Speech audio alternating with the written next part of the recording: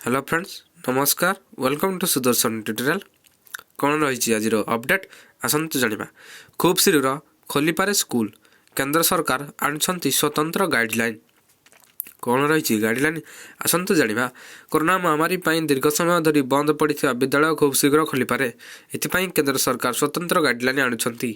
Corona महामारी 2020 वर्तमान पर्यंत पिलामाने 2 वर्ष अधिक समय हरई सारे अनेक पिला आदौ पाठ पढ़ी ना पारि ना कोरोना द्वितीय लहर जावापर सारा देश में विद्यालय खोली जाता हेले नुआ भारिएंट ओमिक्रॉन आसवा द्वारा पुणी थे स्कूल ताला पड़गला या दृष्टि रखी स्कूल खोलने को केंद्र सरकार मॉडल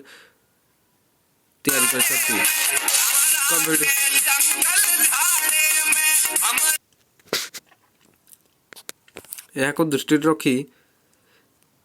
स्कूल खोलने को केंद्र सरकार मॉडल तैयारी करछंती कोविड-19 सबु नियम पालन करा स्कूल रे पाठ पढ़ा स्वाभाविक करने को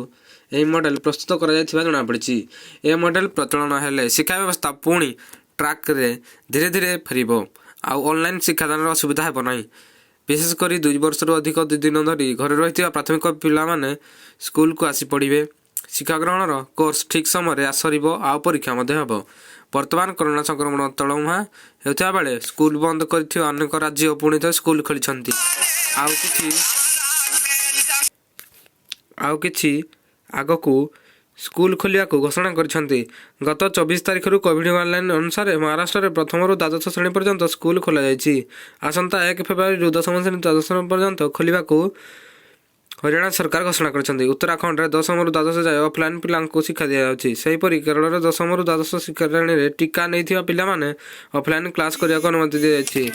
सेहीपरि आम राज्य रे मध्य स्कूल खोलिबार निष्पत्ति निया जायछि।